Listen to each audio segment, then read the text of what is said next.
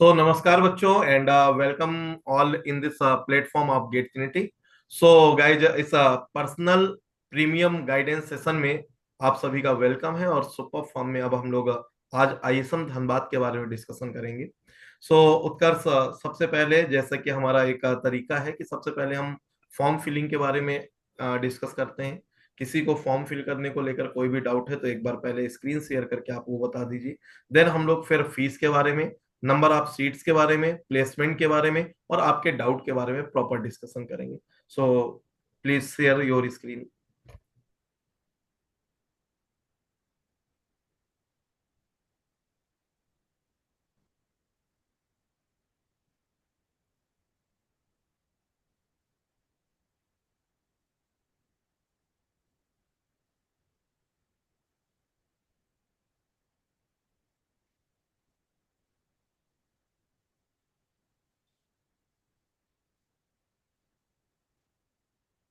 तो I guess screen visible हो।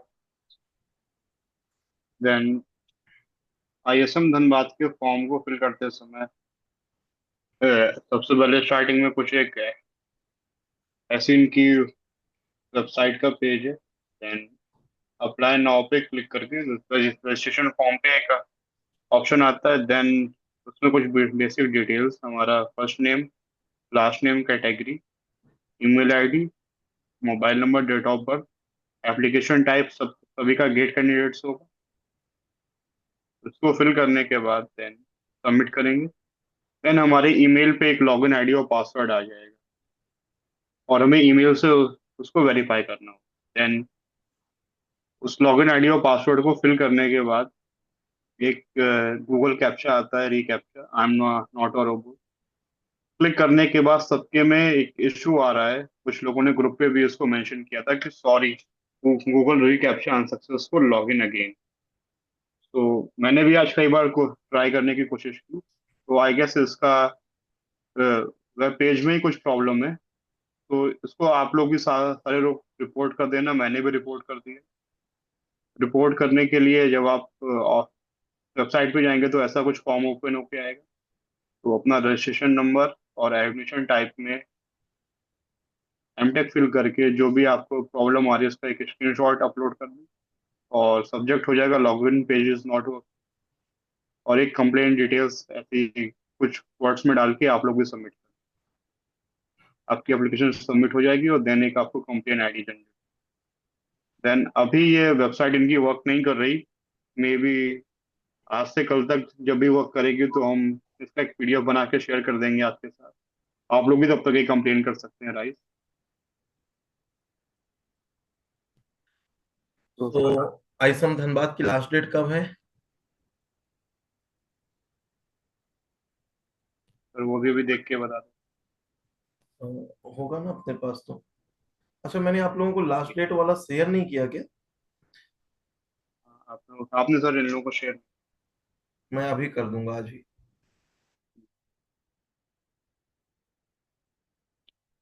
Last date sir 19 अप्रैल है, बट आई गेस ये आगे भी बढ़ेगी।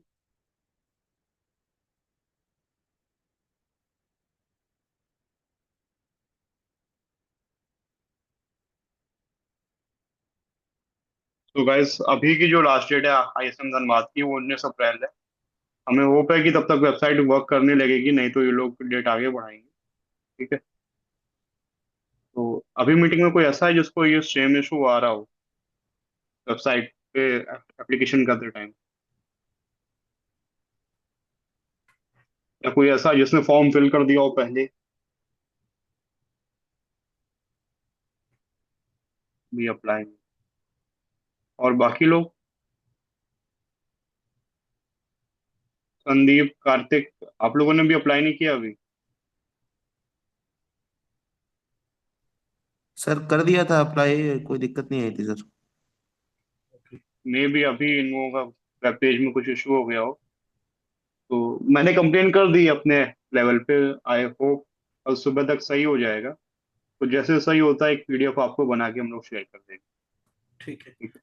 सर मैंने अप्लाई किया था उस टाइम पे, मुझे कोई इशू नहीं आया था लेकिन। हो सकता है बेटा ये ओके। टेक्निकल एरर है, बाद में आ गई हो या अभी फेस कर रहे हो बच्चे। यस। मे बी कल तक सही भी हो जाएगी, तो कोई इशू नहीं है। एक बार आप बाकी चीजें फीस वगैरह बता हाँ, दो। तो टोटल नंबर ऑफ सीट्स और कैटेगरी वाइज डिस्ट्रीब्यूशन वेबसाइट पे मेंशन है। टोटल सीट 50 है, जिसमें अनरिजर्व की 21, एसटी की 7, एसटी की 3, ओबीसी नॉन क्रीमी लेयर की 14 और ईडब्ल्यूएस की 5 सीट्स। और हम टी की बात करें तो जनरल, ओबीसी, ईडब्ल्यूएस के लिए पहले सेमेस्टर की फीस 68,000 है, जिसमें आपका मेस चार्ज इंक्लूडेड है और 5,000 रुपी कॉशन मनी है। और सब अगले सेमेस्टर में आपकी 23,000, फिर 33,000 और फिर 23,000 फीस होगी। एससी एसटी के लिए आपकी ट्यूशन फीस जीरो हो जाती है, तो सब्सिक्वेंट फीस आपकी मेंशन है, आप लोग स्क्रीनशॉट भी ले सकते हैं और हम ये शेयर भी कर देंगे आपको। सर आप प्लेसमेंट का एक बार बता दें। हाँ बेटा, जो मेरे पास डिटेल आया है अभी, टोटल सीट सर ने बताया ही 50 है एमटेक के लिए। कैटेगरी वाइज भी सर ने बता दिया है, लेकिन टोटल एक्चुअल स्टूडेंट जो है वो अभी 24 है। पैकेज के लिए मैं प्रॉपर आपको बता देता हूँ। एक सेवरान करके कंपनी है, नमिता दुबे 24 LPA का पैकेज मिला है उसे। सन पेट्रो में 5 बच्चों का प्लेसमेंट हुआ है। शिवानी 9.5 LPA प्लस 3 LPA का बोनस है। राम विजय 9.5 LPA 2 LPA का बोनस है। अभिमन्यु 9.5 LPA 2 LPA का बोनस है। कुणाल का भी 9.5 LPA 2 LPA का बोनस है। और चित्रावीर 9.5 LPA प्लस 1.5 LPA का बोनस है। मतलब पैकेज सबको 9.5 LPA का मिला है, और बोनस इनको किसी को 3 का, किसी को 2 का, और किसी को 1.5 का मिला है। तो ऑन एवरेज आप मान के चलिए कि 11 LPA के आसपास का ये रहा है। एक स्टूडेंट है जिसका एडुकेट में हुआ है, HBSC करके, एक गुलजार करके कंपनी है उसमें, जिसका 8 LPA का पैकेज मिला है। और एक स्टूडेंट है यशवंत, उसको 5.5 LPA का पैकेज मिला है। वो भी मतलब प्रोफेसर के रेफरेंस से, जैसे कोई प्रोफेसर होंगे उनके जानने में एक वैकेंसी आई, तो उन्होंने बोल दिया कि भाई इस स्टूडेंट का इंटरव्यू ले लो, अगर सही है तो रख लो, है ना। तो इंटरव्यू ले लिया। ऐसे हम लोग भी बहुत बार करते हैं कि रेफरेंस कुछ ऐसा मिल जाता है अगर, तो उस रेफरेंस में उस बच्चे को प्रेफरेंस मिल जाती है। अच्छा, आदित्य बिरला में एक बच्चे का हुआ है, उसका 6 LPA का पैकेज मिला है। तो टोटल 1, 2, 3 और 5, 3, 8, 9 स्टूडेंट का आईएसएम धनबाद में प्लेसमेंट हुआ है, जिनमें 2 प्रोफेसर के रिकमेंडेशन से, और 5 एक ही कंपनी ने ले लिया है, और एक को एक कंपनी ने लिया है। सो ये 5 जो एक साथ सन पेट्रो करके ले गई है। अगर इसकी दया ना होती तो अभी तक बहुत कम स्टूडेंट सेलेक्ट हुए होते। फिर भी ये आउट ऑफ 24 ओनली 5, 6, 7, 8, 9 स्टूडेंट का सिलेक्ट होना, ये कोई अच्छा पैकेज नहीं है। बस जो बोनस रहा है वो नमिता दुबे का, कि सीधे 24 LPA का पैकेज मिल जाना, दैट इज मतलब गुड। सो ऐसे ही आप आई लोगों गेस के साथ उसमें भी चांस हो। हाँ बेटा। शेवरॉन में उसने कुछ प्रोजेक्ट वगैरह किया होगा एमटेक में, अब ये बिकॉज शेवरॉन ऐसे लेती नहीं है। अच्छा, मे बी कुछ उनके गाइड का शेवरॉन के साथ कोलैबोरेशन हो, उसने कुछ प्रोजेक्ट वगैरह किया हो। हो सकता। शेवरॉन ऐसे लेती नहीं, चलो मैं या नोट। मे बी वहां पे आ गई हो किसी एलमुनाई के कॉन्टेक्ट। हाँ, हो सकता है। सेवरॉन अच्छा पैकेज देती है, और अगर ये आइसम हाँ, धनबाद में जा रही है तो ये अच्छी बात है। मे बी आई गेस वहाँ की कोई एलमुनाई होंगे तभी होगा, बिकॉज आईआईटी कानपुर में शेवरॉन का बहुत अच्छा सेंटर है, और चेयर प्रोफेसरशिप भी शेवरॉन ऑफर करती है। आईआईटी कानपुर के एक प्रोफेसर को वो लोग फंडिंग देते हैं पूरी, तो चेयर प्रोफेसर हम लोग करते हैं शेवरॉन चेयर। तो but campus visit I don't think chevron ने लास्ट कुछ ईयर्स में किया है। हम्म। चलो इस बार खैर, बस ये मान लो कि नमिता का लक था, या फिर अगर आगे के टाइम पे भी अगर सेवरॉन आती रहे आइसम धनबाद में, तो जो आप लोग जाओगे, आप लोगों का लक होगा। सो बस जहां भी जाओ, ट्राई करना फर्स्ट ईयर से ही थोड़ा सा प्लेसमेंट वगैरह में इन्वॉल्व होने का, ताकि सारा इंफॉर्मेशन रहे, कैसे कंपनी को इनवाइट किया जाता है, कैसे उनसे कांटेक्ट किया जाता है, सारी चीजों का। सो आपका ये भी हो गया, फीस हो गया, प्लेसमेंट हो गया, और वहाँ के बारे में सब बता दिया। और फॉर्म अभी फिल नहीं हो पा रहा, कल जैसे फिल कर लेंगे उत्कर सर तो आपको शेयर कर देंगे पीडीएफ। और कोई किसी का डाउट है तो आप पूछ लीजिए, मैं फिर रैंक के बारे में बता दूं कि किसको किसको अप्लाई करना है।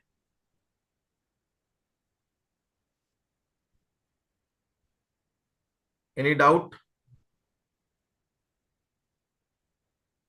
चलो, कोई डाउट नहीं किसी का। सो एक बार मैं अपना पीपीटी ओपन कर लेता हूं और एक बार धनबाद का क्लियर रैंक वगैरह आपको इन्फॉर्म करता हूं, जस्ट वेट।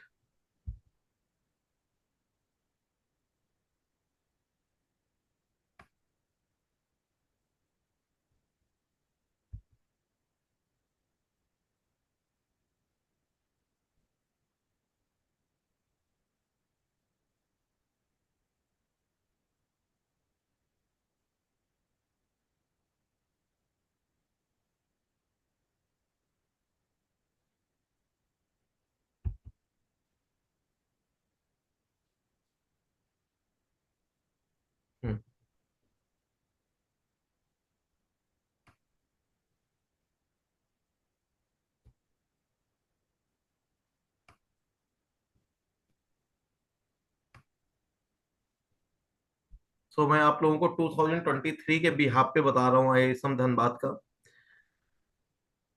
कि 2023 में जो हमारा जनरल कैटेगरी के रैंक का था वो लगभग लगभग मान के चलिए कि 2400 रैंक में जनरल कैटेगरी के बच्चे को आईएसएम धनबाद में केमिकल ऑफर हुआ था।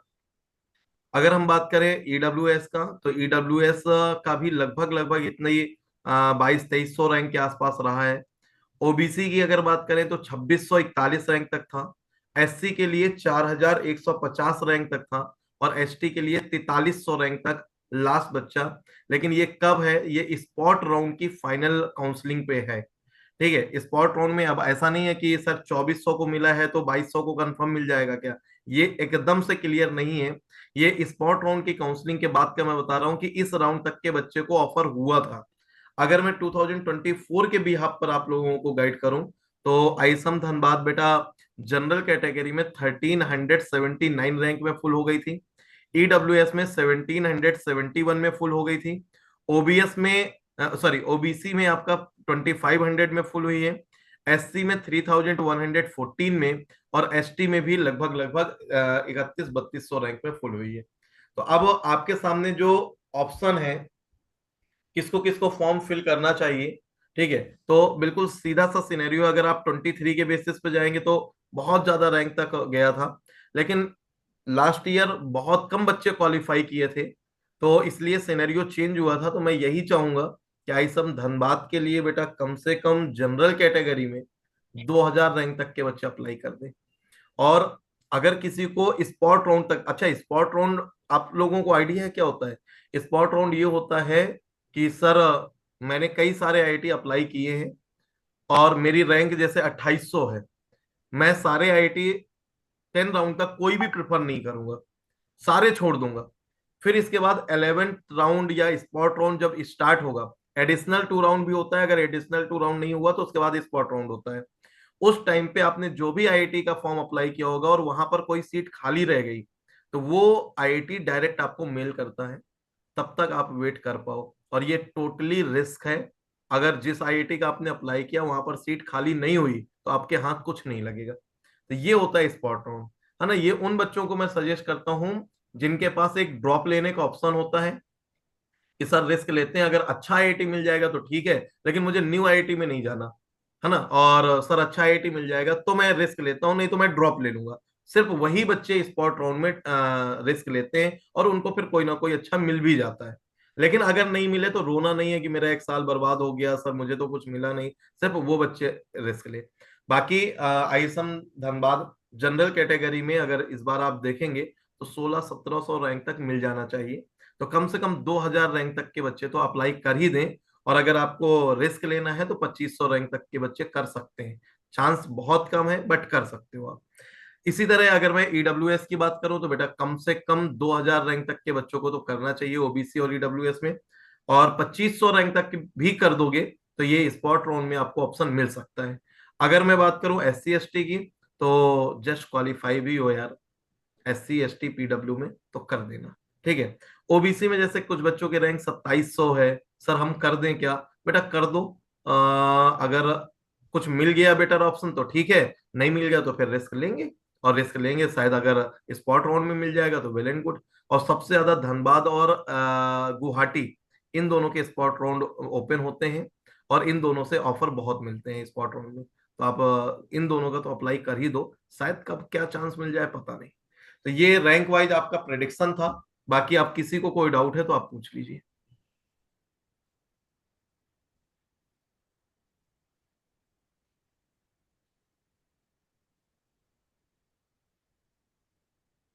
किसी को कोई डाउट नहीं है? सारे डाउट ऑलरेडी हम लोग क्लियर कर ही चुके हैं प्रीवियस राउंड में। अच्छा एक बात बताओ, चलो अच्छा मैं ग्रुप में पोल करा लेता हूँ कि आगे के आईआईटीज के सेशन लेने की नीड है क्या? जो मैंने आज शेड्यूल प्रोवाइड किया था उसमें थोड़ा सा चेंज रहेगा। और कल के दिन जो हमारे दो आईआईटी के सेशन है वो कल ना होकर परसों होंगे। और कल के दिन आपका आईसीटी बॉम्बे का सेशन होगा। वो सेशन आपका ऐसे जूम में नहीं होगा, होगा जूम के थ्रू ही, बट वो होगा आपका इसमें यूट्यूब में। ठीक है। वो सेशन आपका लाइव आएगा। और आईसीटी के बारे में हम पूरा बताएंगे, आईसीटी के बारे में बहुत इंफॉर्मेशन कलेक्ट की है। आपका ना कि सिर्फ करंट ईयर का प्लेसमेंट बताएंगे, आपको 25, 24, 23 और यहाँ तक कि 22, 21 का भी प्लेसमेंट हमने कलेक्ट कर लिया है। ठीक है, 5 साल का प्लेसमेंट है हमारे पास, लेकिन 3 ईयर का ही आपको इन्फॉर्म करेंगे। और कौन सी ब्रांच के साथ करना है, गेट नॉन गेट कैसे कैसे होता है, किस राउंड में कैटेगरी वाइज किस रैंक तक ऑप्शन जाएगा, ये सारी चीजें बताएंगे। तो ये आपका कल के दिन सेशन होगा। ठीक है।